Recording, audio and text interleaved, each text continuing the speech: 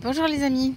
Alors aujourd'hui, dimanche, je me suis inspirée de Slobodan Despot que j'écoute régulièrement et qui, pour le débriefing de l'Antipresse, emmenait les gens en promenade dans la campagne russe. Alors moi je ne suis pas du tout dans ce coin-là du monde, mais je suis en Belgique et je me suis dit pourquoi pas emmener pour une fois mes auditeurs dans une petite balade dans la région des Canaux du Centre, qui est une région qui possède plusieurs monuments uniques au monde, notamment les ascenseurs à bateau, dont l'ascenseur à bateau funiculaire géant de Strépitieux et le plan incliné de Roncaire. Donc c'était des solutions qui permettait de compenser le grand dénivelé entre différentes parties, différentes voies navigables. Et il y a des ascenseurs à bateau, donc ils ont été remplacés par l'ascenseur géant.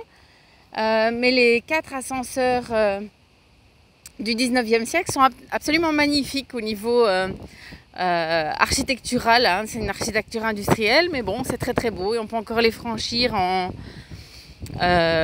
touriste et visiter la salle des machines avec les cuivres rutilants et toutes ces machines. Enfin, c'est très impressionnant ce que l'homme est capable de faire quand il met sa créativité au service du bien commun. Évidemment, je ne suis pas ici. J'espère que le vent ne vous gêne pas. Je tiens mon micro c'est presque trop serré dans ma main. Enfin, voilà, c'est une tentative. Hein.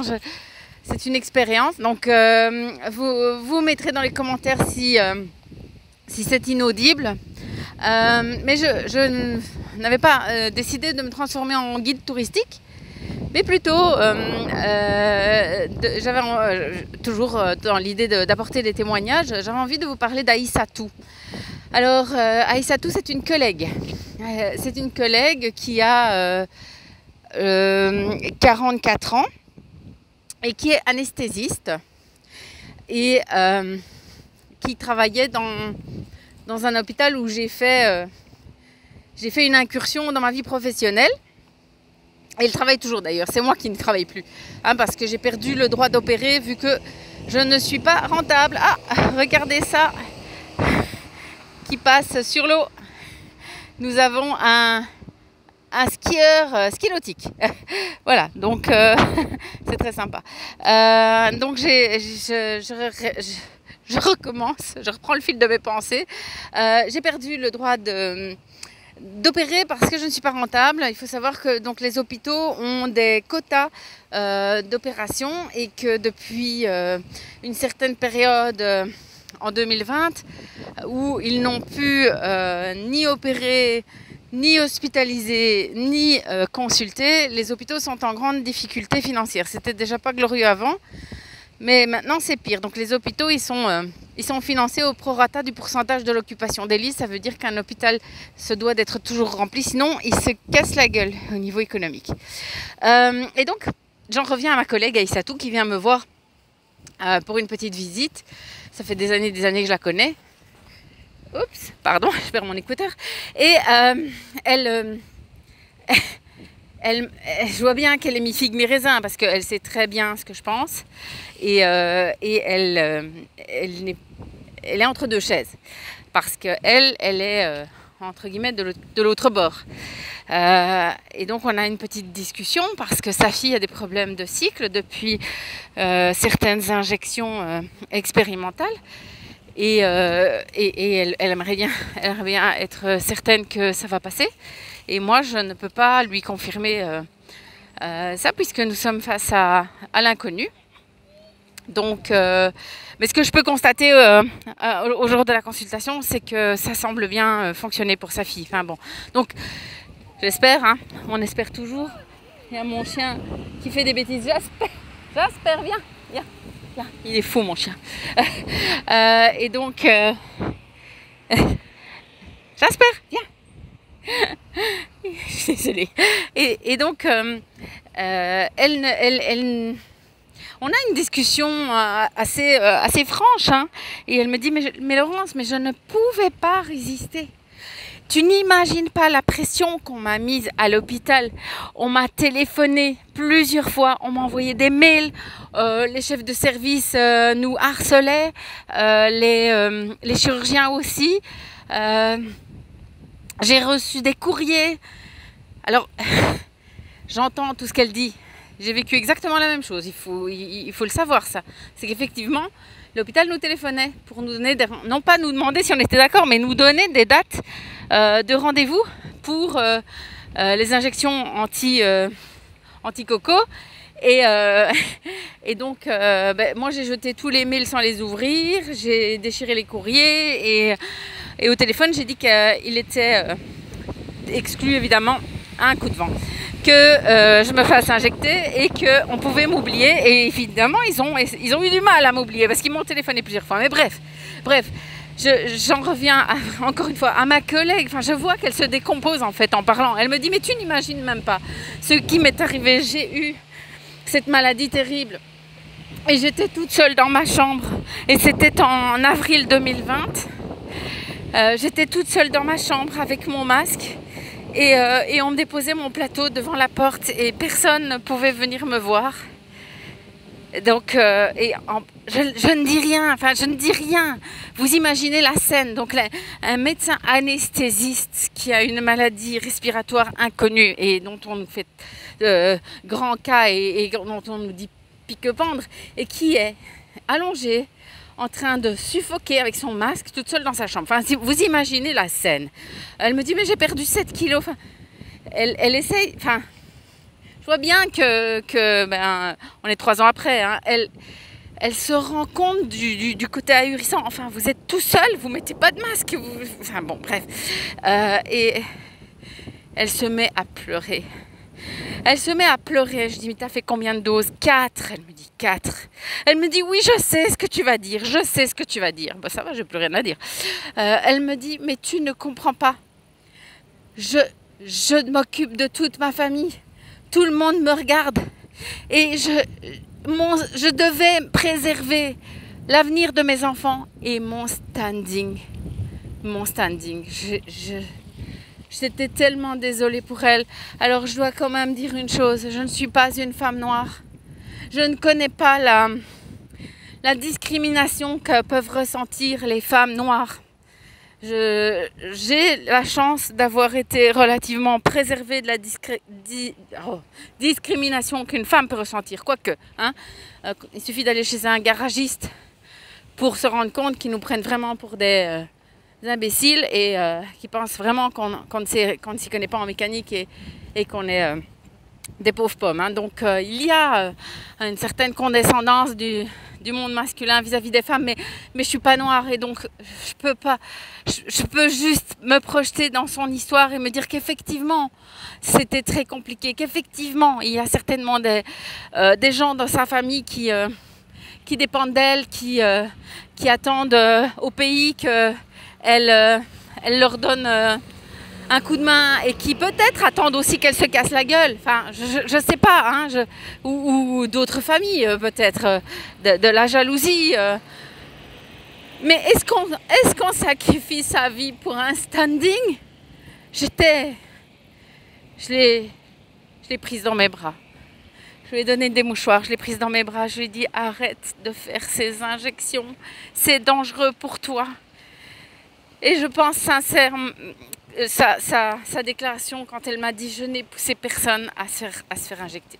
Je pense qu'effectivement Aïssatou a été très correcte. Elle n'a juste pas pu, avec les outils, les armes qu'elle a et la place qu'elle a dans la société, je pense qu'elle n'a juste pas pu résister. Et je vous raconte cette histoire parce que j'entends et je vois et je lis souvent ni pardon ni oubli. Et je suis partagée parce que j'ai envie de dire la même chose que vous. Mais que je pense qu'il est très important de ne pas se tromper d'ennemis. Mes collègues ne sont pas des ennemis. Mes collègues sont des outils. Ils sont utilisés par les laboratoires pharmaceutiques contre les gens. Et c'est ça qui est tragique parce que comment faire encore confiance à la médecine comment encore oser aller chez un médecin et le croire sur parole? Ben je pense sincèrement qu'en fait c'est là notre erreur à tous. Il ne faut jamais croire personne sur parole, ni moi, ni personne, personne. Et c'est pas parce qu'on est professeur, parce qu'on est policier, parce qu'on est magistrat, parce qu'on est médecin, qu'on a la vérité vraie. Nous sommes tous coincés dans un système et nous sommes, nous, très... ceux qui ont été très éduqués, donc les ingénieurs, les architectes, enfin bon, nous sommes formatés encore bien plus que ceux qui ont quitté l'école plus tôt. Et nous avons le syndrome du bon élève, celui qui fait qu'on remplit toujours la bonne case et qu'on donne toujours la réponse que le professeur attend. Donc, s'il vous plaît, continuons à écouter les médecins et prenons ce qu'ils nous disent avec les connaissances que nous avons aujourd'hui et qu'eux n'ont pas. Et réfléchissons à notre santé tous ensemble. Il y a personne, il faut croire personne sur parole, s'il vous plaît. Voilà, c'était ma petite histoire du jour de ce dimanche 13 août d'un long week-end. Je plaide pour qu'on ne pende pas tous les médecins quand tout ça va éclater, parce qu'on aura besoin d'eux et que même on va devoir les ramasser à la petite cuillère. Mais je plaide pour rester. Il faut faire société avec tout le monde.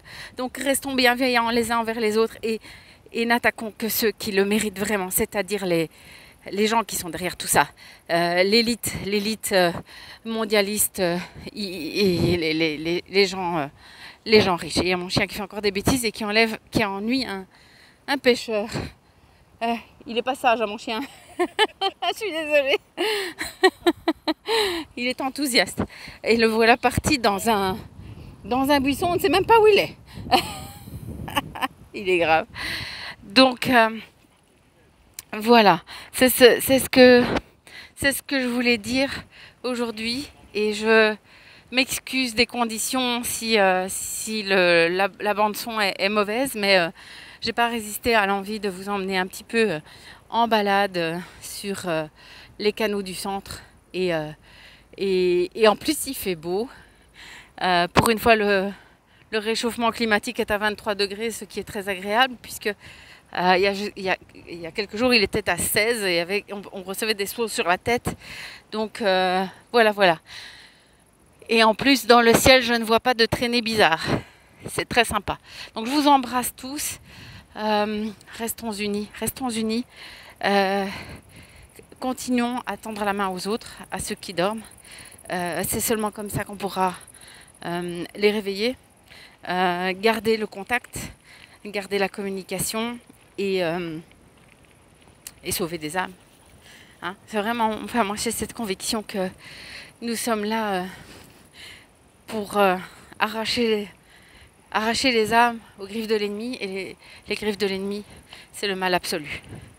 Donc si on les rejette, ces gens-là, qui sont involontairement mauvais, enfin en tout cas dans le mauvais chemin, si on les rejette, on nourrit la bête d'en face. Voilà. Donc s'il vous plaît, prenez le temps d'écouter cette vidéo jusqu'au bout. S'il vous plaît, mettez aussi des petits likes. Je suis désolée, hein, je ne voulais vraiment pas être youtubeuse dans ma vie, mais je me rends bien compte que si je veux que mes vidéos remontent dans le fil d'actualité, je suis obligée de jouer dans ce système pourri.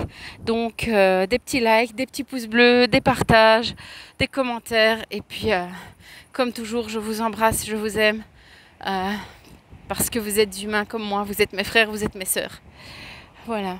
Et comment détester ceux qui nous ressemblent autant, n'est-ce pas? Donc à bientôt. Au revoir.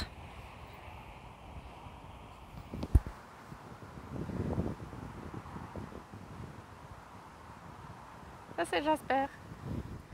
Et la petite Luna. Mes deux petits cow-boys.